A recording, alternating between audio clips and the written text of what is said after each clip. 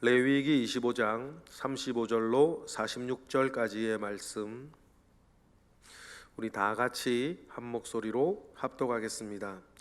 내 형제가 가난하게 되어 빈손으로 내 곁에 있거든 너는 그를 도와 거류민이나 동거인처럼 너와 함께 생활하게 하되 너는 그에게 이자를 받지 말고 내 하나님을 경외하여 내 형제로 너와 함께 생활하게 할 것인즉 너는 그에게 이자를 위하여 돈을 구워주지 말고 이익을 위하여 내 양식을 구워주지 말라.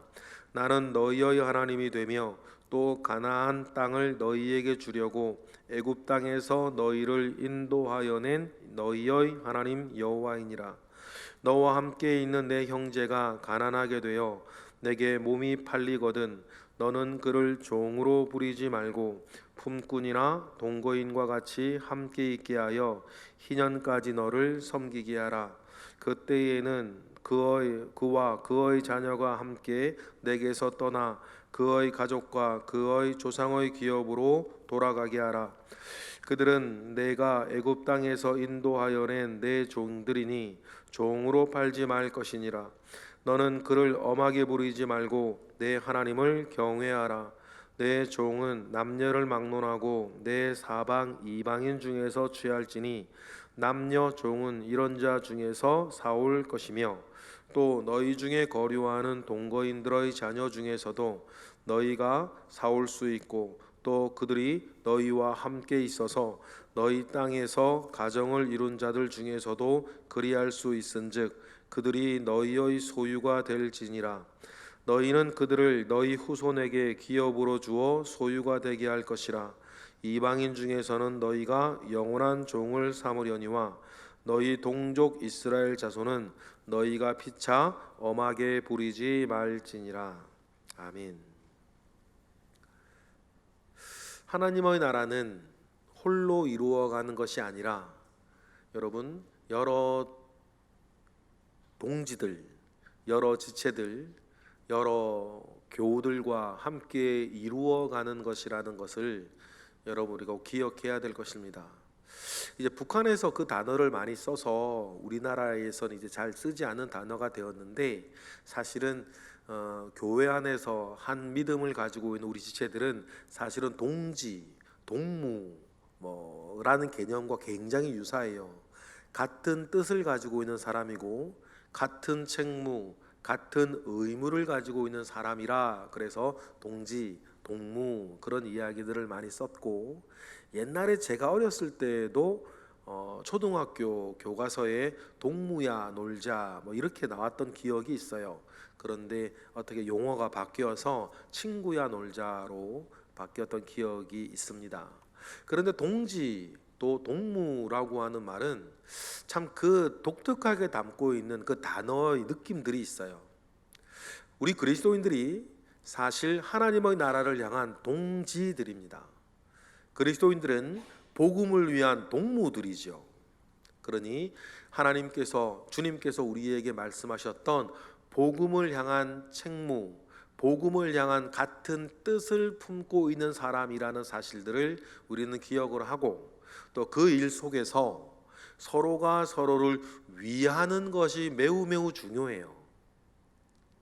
개인적으로 우리가 함께 있다 보면 이제는 예전에는 멀리 있을 때는 몰랐던 흉어물들도 왜 안 보이겠습니까? 그런데 여러분 꼭 기억해야 될 것이 뭐냐면 우리가 개인적으로 보게 되는 그 사람의 흉허물보다 우리가 함께 가지고 있는 책무가 더 큽니까? 그렇죠? 교회 생활 우리가 수십 년 오래 하다 보면 그 사람의 흉어물들을 다 많이도 알고 있는데 우리가 알고 있는 그 흉어물보다 함께 한 40년의 시간이 더 무겁습니까? 그렇죠? 그러면 여러분 괜찮은 거예요. 그런 흉어물이 있어도 40년, 30년 한 교회에서 같이 신앙생활할 수 있었습니까? 그러면 괜찮은 거예요. 그런데 어느 날 문득 그 사람의 흉어물이 내 눈에 더 크게 거슬리고 내 마음에 더 크게 부담이 된다. 그러면 사실 따지고 들어가면요, 그 사람의 문제가 아니라 내 마음에 지금 은혜가 말랐든지 내가 시험에 든 거예요. 그 흉어물이 내게 문제가 되었으면 맨 처음부터 문제가 크게 되었을 것인데 그때는 괜찮다가 30년 40년 지나서 지금에 와서야 문제가 된다? 그러면 그 사람은 한결같았던 것이고 그 사람의 문제가 있는 게 아니라 지금 내 은혜가 말랐든지 내가 지금 시험에 든 거예요. 왜냐하면 그 흉어물이 큰 문제가 되었더라면 이제 와서 그것이 못 견딜 만한 스트레스가 되지는 않을 거기 때문이에요. 그러면 그런 각종 흉어물 가운데에서도 우리가 이렇게 함께 생활하고 함께 교회 생활하고 함께 하나님의 나라를 이루어가는 것은 우리가 동지이기 때문이고 동무이라는 사실들을 여러분 꼭 명심하시고 여러분 우리 교회의 교우들을 여러분 대하셨으면 좋겠어요. 같은 맥락에서 하나님께서 오늘 말씀에서 이야기하세요. 몇 가지를 얘기하시죠. 그런 동지, 동무, 하나님의 나라를 함께 이루어 가야 할 우리에게 이자를 받고 돈을 빌려주지 말 것과 그들을 너희들의 종으로 부려서 종으로 사서 엄하게 대하지 말 것에 대한 이야기들을 하세요. 이렇게 말씀하시는 이유도 여러분 한 가지예요. 함께 하나님의 나라를 이루어 가야 할 동무들이기 때문이에요. 어쨌든 구약적 배경 속에서요, 하나님께서는 인간의 그 문화 수준에 맞게 여러 가지 이야기를 해나가시는 부분들이 굉장히 많아요. 인간의 문화의 수준에 맞게. 그러면 하나님께서 레위기의 배경 가운데에서 여러분 노예를 불이 사서 종으로 부리는 것 자체에 대해서 하나님께서 레위기에서 말씀하시진 않으세요. 심지어는 신약시대 바울 서신들이나 이런 것들을 보아도 노예를 부리는 것 자체를 문제 삼지는 않아요. 그렇지만 복음이 그것보다 더 중요한 것이라고 하여서 이 종을 풀어주라는 이야기를 하기는 해요. 빌레몬서에서 바울이 오네시모에게 그렇게 말하잖아요.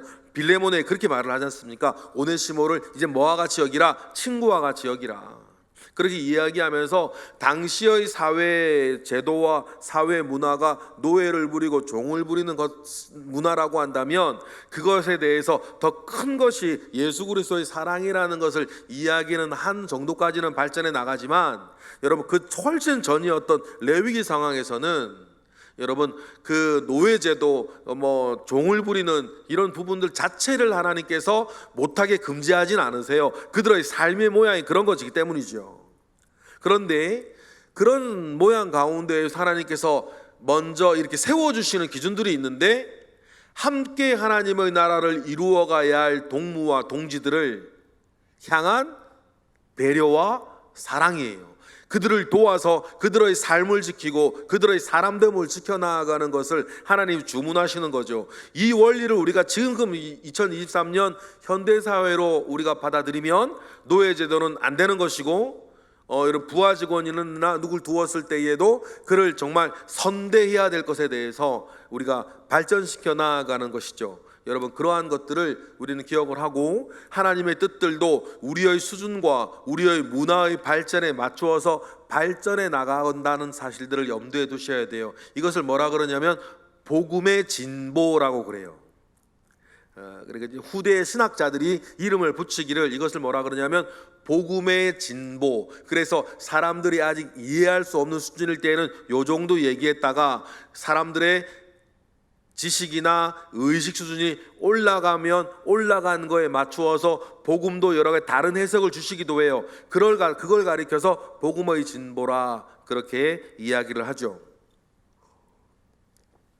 그러니 이런 오늘의 말씀 가운데에서도 하나님이 이렇게 이자를 무조건 받지 말라고 이런 얘기를 하시는 거라든지 아니면 노예제도를 인정하시네 이런 류의 생각은 레위기가 당시 기록되어지고 레위기를 맨 처음 받아서 읽게 되어지는 그 사람들의 의식 수준과 문화를 생각했을 때에는 여러분 지금 우리의 의식과 문화 속에서 판단하지 말으셔야 될 이유들이 그런 복음의 진보 안에 있는 것입니다.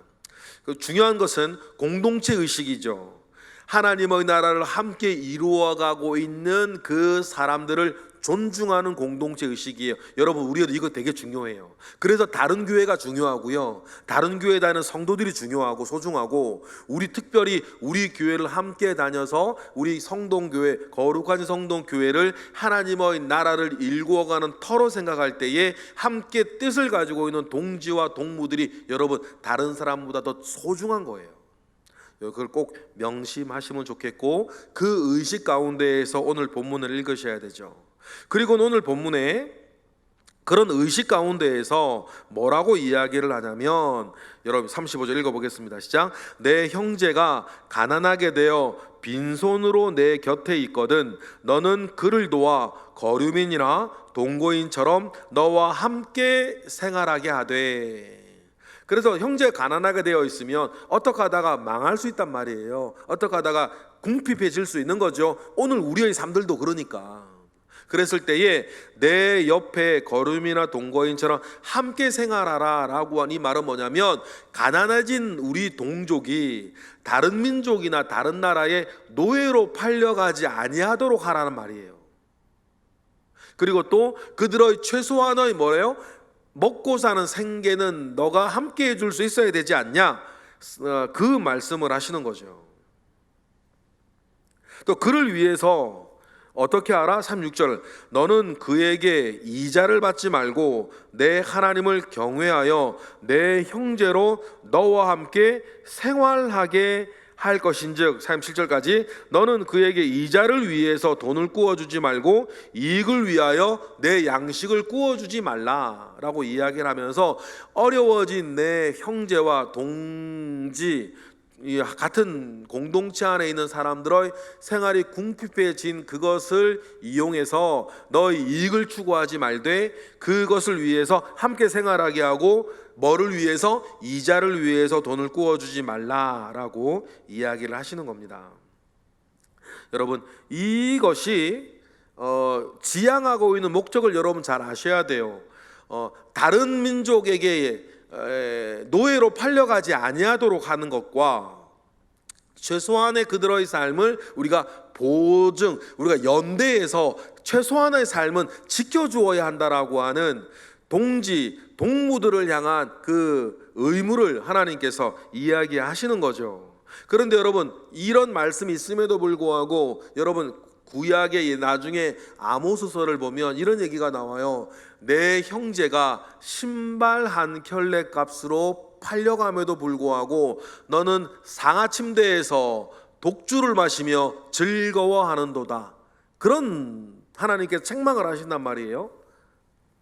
너 형제가 신발 한 켤레 값으로 다른 나라 다른 민족의 노예로 팔려가고 있는데, 그러한 엄연한 현실에는 아랑곳하지 아니하고 너는 상하 침대에 누워서 독주를 마시며 밤 잔치를 벌이고 있느냐? 하나님께서 그걸 책망하세요. 여러분, 우리가 여러분 기억해야 할 것은, 우리가 같은 뜻을 향해 나아가고 있는 동지라고 하는 사실들을 여러분 기억하셔야 돼요. 여러분, 당시 고대 근동에서의 이자율은 60%였습니다. 60%였어요. 그 정말 무자비한 이자율이었죠. 지금 요즘 우리 사채도 그렇게를 못 받지 않습니까? 그러나 고대 근동에서는 이자가 60%였어요.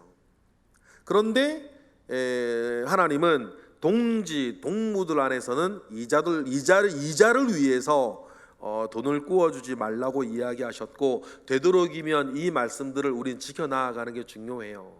그런데요, 종교개혁 시대에 칼빈이 이런 얘기를 합니다. 한 교회 안의 성도라 하더라도, 아는 사람이라 하더라도 이렇게 이자를 받고 돈을 구워주는 것을 교회 내에서 최초로 허락한 사람이 존 칼빈이었어요. 왜 칼빈이 허락하게 됐냐면, 어떻게 보면 우리의 연약함 때문이었습니다. 왜냐하면 막 종교개혁 시대 때고 혼란한 시대, 종교 때문에 막 여러 가지 일들이 있는 그때에 교회 내에서 어려워진 사람들이 있는데, 저마다의 삶이 어려우니 구약적 표현으로 따지면 어디서 돈을 구해야 되는데 구하지 못하고 굶어 죽거나 구하지 못하고 노예가 되어지는 사람들이 우리 주변에 있는데, 같은 지역에 한 교회를 다니고 있는 사람들인데 돈을 빌려주지 못하는 거예요. 그러니 자꾸만 노예가 되거나 노예로 팔려가거나 굶어 죽는 사람들 생기기 시작하는데, 그때 존 칼빈이 이야기를 하죠. 그 최악의 상황을 막기 위해서 너희들이 이자를 조금 받더라 돈을 빌려주라고 허락해주는 일들이 교회사 가운데 있었죠. 그 이전에는 무이자로 빌려줄 것에 대해서 이야기를 했는데 그냥 돈이 잘 빌려지지 않는 거예요. 그래서 칼빈이 이자를 받고 돈을 빌려주는 것을 허락하는 최초의 공식적인 사례가 존 칼빈 때부터 제네바에서부터 시작이 되어진 예도 있습니다. 그런데 여러분, 존 칼빈이 왜 그런 결정을 했을까? 하나님의 말씀은 이렇게 되어져 있는데, 그럼 여러분, 우리가 지향하는 목적을 생각해야 돼요. 최악의 경우를 막아나가라는 거예요. 단순히 이자를 받네 안 받네의 문제보다 더 중요한 것은 뭐냐면, 우리의 동지와 동무들이 최악의 상황으로 막 몰려나가는 것을 우리 함께 뜻을 가지고 한 교회를 이루고 있는 사람들이 뭐하라? 막아서 주라는 거예요. 그래서 우리가 함께 가지고 있는 신앙과 믿음이 최소한의 사회보장제도, 생활보장제도가 되어져야 한다는 것에 대해서 이야기를 하는 원리를 우리가 기억하셔야 된다는 거죠. 왜 우리가 나도 아니고 내 가족 문제도 아닌데도 불구하고 우리 옆에 있는 동지들, 동무들, 함께 하나님의 나라를 이루어가야 되는 사람들도 챙겨야 됩니까? 38절에 보니까 읽어볼까요? 시작. 나는 너희의 하나님이 되며 또 가나안 땅을 너희에게 주려고 애굽 땅에서 너희를 인도하여 낸 너희의 하나님 여호와니라. 뭐요? 너희의 여호와 하나님. 여러분, 나의 하나님이십니다. 나의 하나님이시면 당신의 하나님도 되는 것입니까? 나와 너의 하나님이면 우리의 하나님이 되시는 거예요. 여러분, 하나님 그 말씀하시는 거예요. 우리의 하나님이시니 함께 하나님을 아버지라 부르는 우리 모두를 위해서 우리가 함께 연대하고 연합하여서 영적으로 뿐만 아니라 육적으로도 연대하고 연합한 삶을 이루어낼 것을 하나님께서는 요구하시는 거고, 우리의 연약함이 그것을 이루지 못하고 있을 때 안타까운 마음 가운데에서 자선책으로 존 칼빈은 그런 결정도 내리는, 그러면 이 규정들이 지향하는 목적이 무엇인가를 우리가 잘 헤아리고 이루어야 할 것입니다.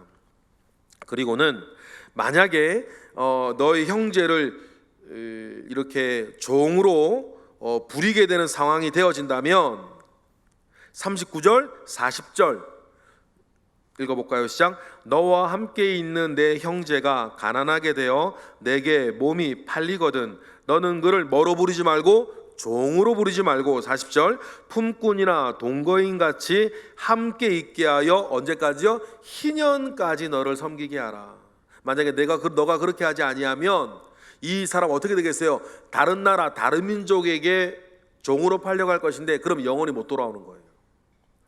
그런 최악의 경우를 막아야 한다라고 이야기를 합니다. 그래서 때가 되면 41절 그때에는 그와 그의 자녀가 함께 내게서 떠나 그의 가족과 그의 조상의 기업으로 돌아가게 하라. 지금으로 따지면 개인 회생 절차를 네가 개인적으로 밟게 하라는 거예요. 개인 파산 절차를 내가 개인적으로 밟게 해서 희년까지는 네가 그래 좋다 그에게 일도 시키고 여러 가지 경제활동도 시켜서 하게 하고, 때가 되면 영원히 다른 데처럼 다른 민족들처럼 영원히 노릇 삼지 말고 희년이 되면 돌려보내져서 개인 회생 절차를 국가적으로가 아니라 개인적으로 신앙 안에서 밟게 해야 한다라고 하는 것. 주님도 아시는 거죠. 우리의 연약함을 아셔서 네가 뭐든지 다 갚아주고 네가 뭐든지 다 이렇게 책임져주고 네가 다 해주라고 말씀하진 않으세요. 그러면 우리가 이 39절에서 41절 정도의 일들도 우리가 못할 사람인 것을 주님은 아시는 거, 하나님은 아시는 거예요. 그래서 우리의 연약함을 아시기 때문에 이렇게 하라고 이야기를 하시는 거죠. 그리고 그들을 절대로 막으라는 것, 42절은 막으라는 것입니다. 42절 읽어볼까요? 시작. 그들은 내가 애굽 땅에서 인도하여 낸 내 종이니 그들을 뭐하게 하지 마라. 종으로 다시 다른 데 팔려가게 하지 마라. 하나님, 사람을 향한 하나님의 그 사랑이 그렇게 되어 있습니다. 그리고 네가 잠시 종처럼 부리고 있을 때에도